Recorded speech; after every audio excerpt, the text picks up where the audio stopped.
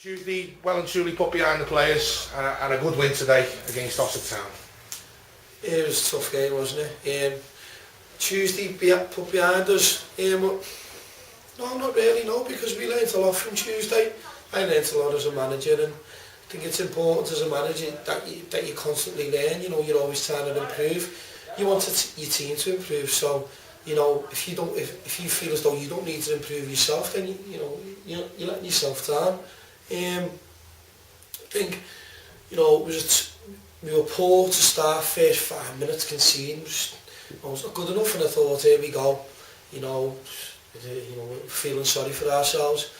And then we hit them with 4 good goals, and then I think in the whole of the game, I think in the first half of 30 minutes we were well worthy of the 4 goals, and then second half I don't think either team looked capable of adding to the goal tally. So we're just happy with 3 points. It's a bit of a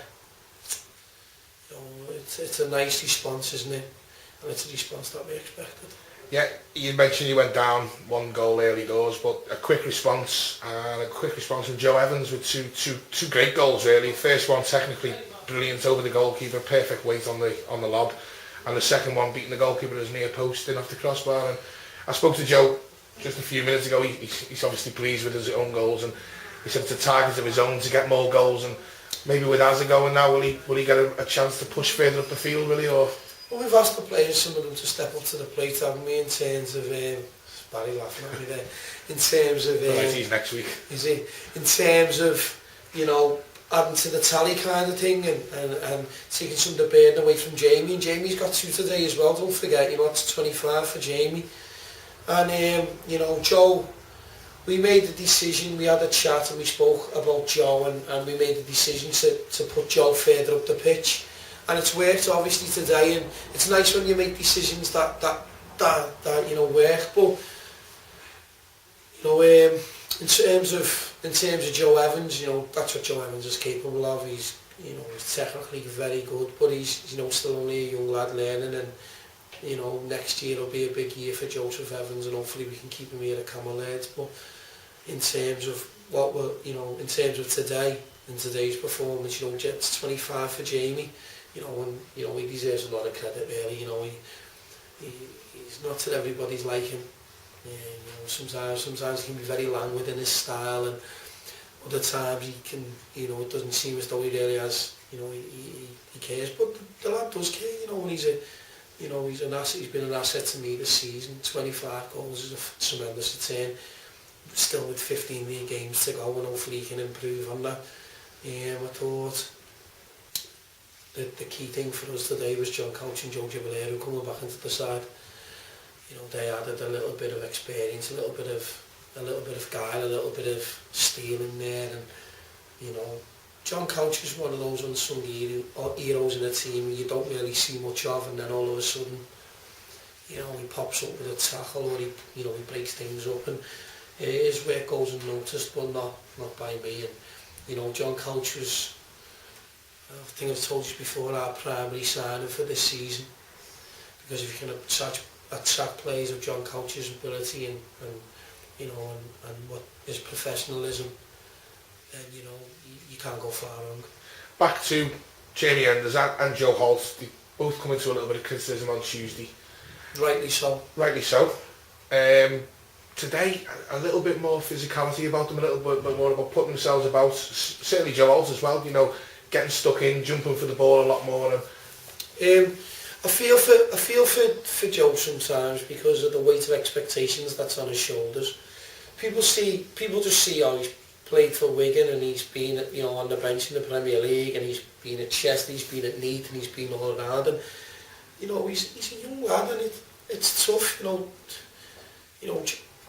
Joe's, I've spoken to Joe about this before, and I feel for Joe, and in terms of why I'm saying that is because he's a young lad who's had a dream which has been taken away from him, and he could have signed for Tranmere Rovers last season apparently, and he decided against that, and I think he looks back on some of those decisions that he's made with a little bit of regret.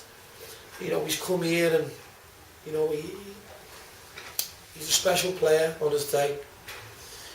But, you know, I'm not making excuses for him. He's having a little bit of a dip in form at the moment, and, you know, today he wasn't really supposed to be playing. You know, we were going to bring Craig in, but Craig had a slight knock, and, you know, we asked him to, you know, we told him, and he was, you know, he was aware of that, and, you know, he's got a lot on his mind. He's under a lot of pressure, and, you know, I think he just needs to just forget about what's going on, you know, and where he's going to be playing in the next couple of years, and just realise he's playing here now, and he needs to get his head down, he needs to continue to work, and he needs to show that spark, that genius that he showed, you know, less than a month ago. But at the moment, you know, I wouldn't say he's lacking quality, he's just having a little bit of dip in form, but, you know, there was a few out there today who weren't the best, or weren't at what we're expected of them, that we've come to expect as well. But, you know, we'll take a great result today anyway. Yeah, you mentioned John Couch and Joe Gibb coming back into the side, adding some steel to the squad.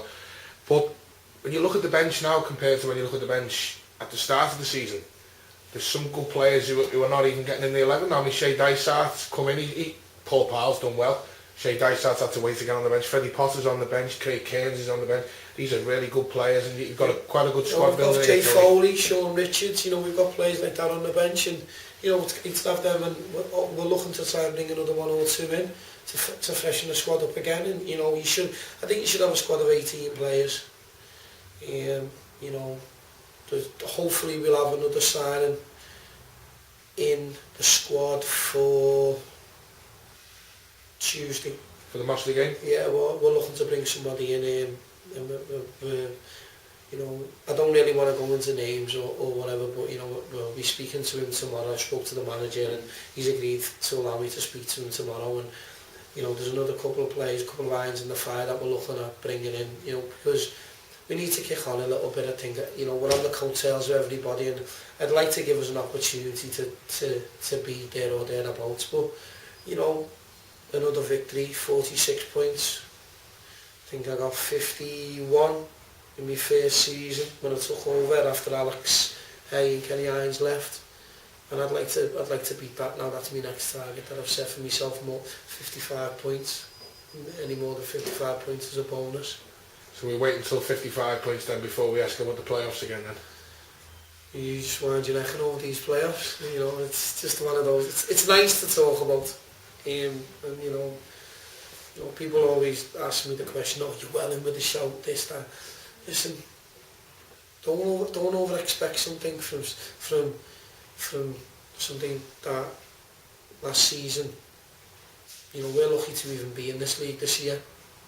So to be considered as playoff contenders this season is a massive achievement. But that's what it might only be, an achievement. It's not reality yet. When we're in the playoffs, or we're 2 points off it with 3 games in hand or whatever, ask me the question, then I'll give you an answer. But until that time, hopefully we've gone up a couple of places today. There's some results have gone our way again today, and hopefully, you know, we'll be talking in a couple of weeks about, you know, so you're 2 points off the playoffs, you've got 2 games in hand, can you do it? And I'll give you an answer then. But at the moment, you know, feet on the ground, tough game Tuesday, tough game next week as well.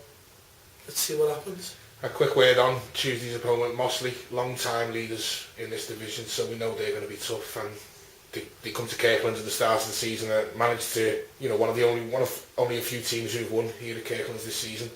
And as I say, we'll know they'll be tough. Good friends with Peter Band.